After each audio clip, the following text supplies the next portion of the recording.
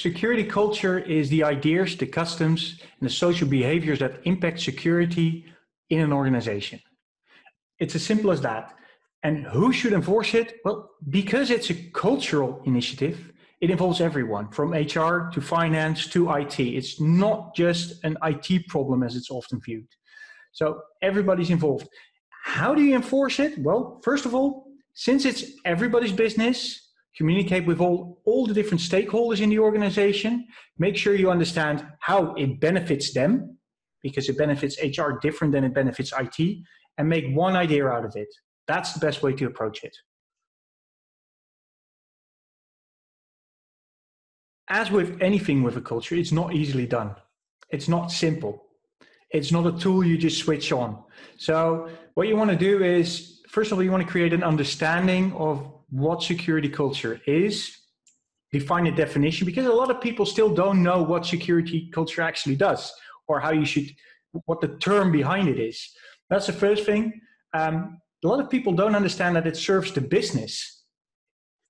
That's very important to communicate with everyone. So clear communication on why, how, what it does. That's something you want to do, and you want to explain it to everyone in their own language. So somebody at the reception desk might have a different view on cybersecurity or IT security than somebody in the boardroom. When you talk to somebody in the boardroom, you want to explain it as a business benefit. Whereas if you talk to somebody at the reception desk, you want to explain it to what's in it for them. How can it enrich their lives? So explanation, communication, those are really important.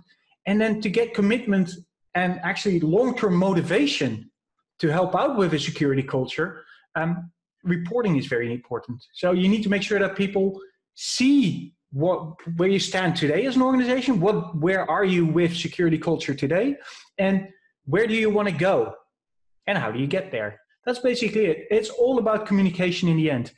Most of cybersecurity actually is about communication, because a lot of people simply don't understand why it's here. Why do we need it? And that's what makes cybersecurity mostly, well, it's a full business thing. It's for everyone in the business. First one is make sure that everybody actually understands what it is. If somebody doesn't understand what security culture is there for or how it's to be used, then you're already at a loss. You need to be clear on what it is. So that's mistake number one. Assume that people understand what it is. Never do that. Another one is forgetting to set ownership for security culture. It's a movement within an organization. Somebody needs to own that movement. If you don't put an owner to it, if there's no ownership, it will not go anywhere. It's same with everything in a business, everything in an organization. Make sure you've got an owner. Usually it's a CISO. That's usually where security culture lives. But it's also good to have joint ownership between, for instance, the CISO and the HR management. Because it's culture. So it's not only IT, it's not only security, it's an HR thing as well. Not loading the topic with actionable initiatives. For instance, I can tell you what security culture is, and then you can fully understand what it does, but you still don't know how to act. So cool, I know what it does. Now what do I do with it? And so you need to make sure that you not only tell people what it is, but also what you expect of them. How can they actually help building a security culture? How can they make security top of mind? Give them small little nudges, small little telltales on how to build security culture. And the last thing, I already mentioned it, is not measuring the results. Just using security culture, we're doing it, great, well, hey, but if you don't measure, you don't know. So you need to measure if something is going right or something is going wrong. Actionable intelligence, actionable data, and that's usually what you want to do. So if you do those things, you're pretty well on your way. Yeah, so first of all, culture can be different within departments within the same organization. It doesn't have to be outside that organization. It can even differ from one country to another within an organization, or it can differ from countries depending on where you are entirely. So what you see with culture in general, and security culture is nothing else, because security, I usually look at security culture as part of a chapter in the book called Corporate Security. If corporate security is the entire book, security culture is a piece of it. It helps to build the narrative for the whole book.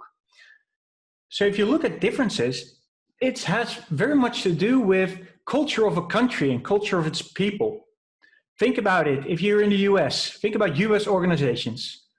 US-based organizations tend to be very focused on the results. So that's what you see when you look at security culture. They're very metric-based, very policy-driven. We want to achieve this. Let's go for it, and they have a plan to build it. Well, if you look, for instance, at Australia and New Zealand, they're very caring. They care a lot about the people behind the organization, about its employees. So they focus their security culture more on a social dilemma, on a social perspective in security. That's one of those things that we see. Europe, it depends where you are in Europe, because there's no one Europe, right? We're different countries. Germany, for instance, Germany is doing well. DACH region is doing well. Northern Europe is doing well as a whole. Southern Europe, security maturity-wise, they're I wouldn't say struggling, but they're somewhat behind.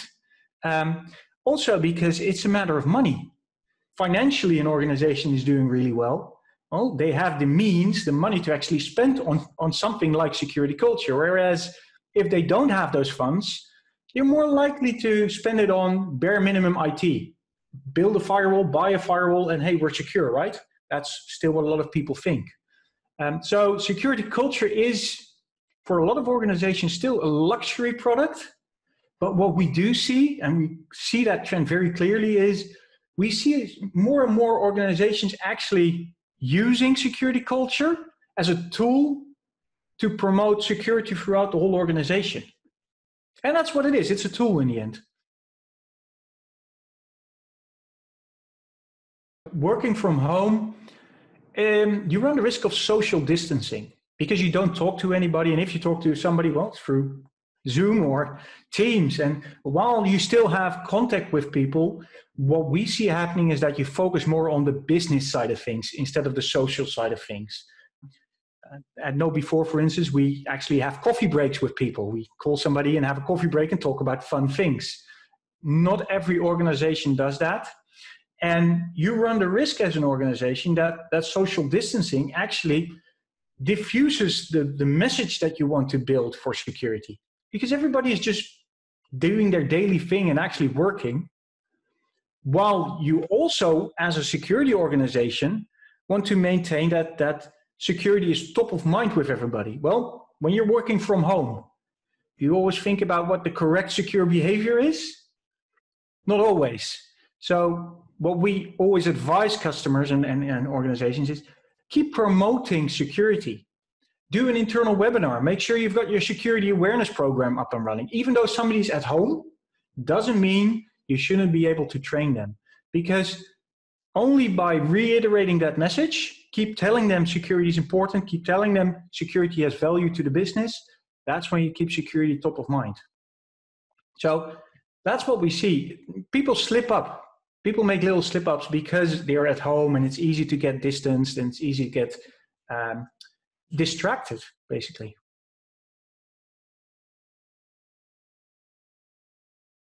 The absolute top one, communication is key. Keep emphasizing why you have it, what the desired secure behavior looks like in people. You need to actually tell them, look, we as an organization expect you to behave in a certain way. That's very important. The second one is allow people to, if you want security to be top of mind for somebody, give them the tools to do so. That's why, for instance, security awareness is so important, because it's a very easy tool to make sure that people understand what security actually means. And if you do it in a way that's easy for somebody to work with. For instance, don't send them a PowerPoint that you expect them to read or a book that you expect them to read. Give them short snippets of videos. Give them games to play. Because when you're back home, you're already working very hard. So what you want to do is, maybe you want to relax. Well, normally what do you do when you relax? You go watch Netflix, for instance.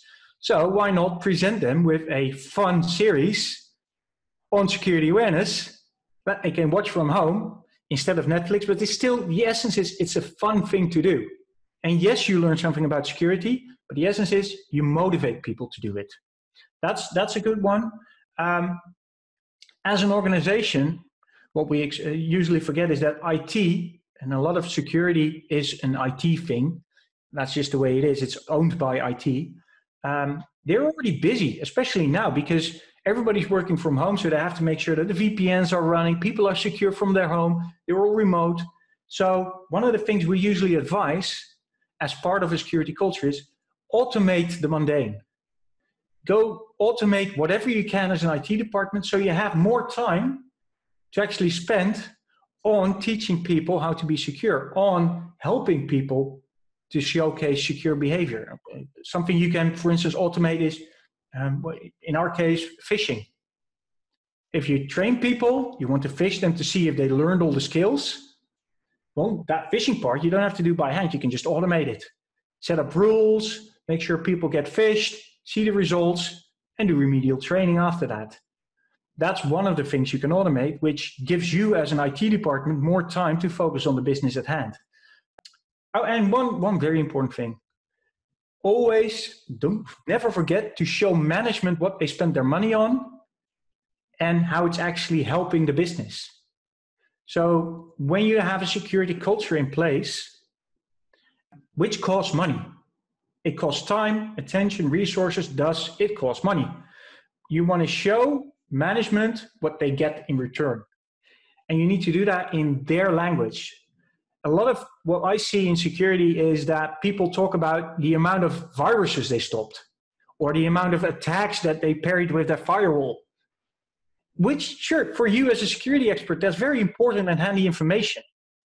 But your management usually doesn't understand that. So translate that type of information in how many downtime you saved for the business. Because if you save the business from downtime, that actually translates into money.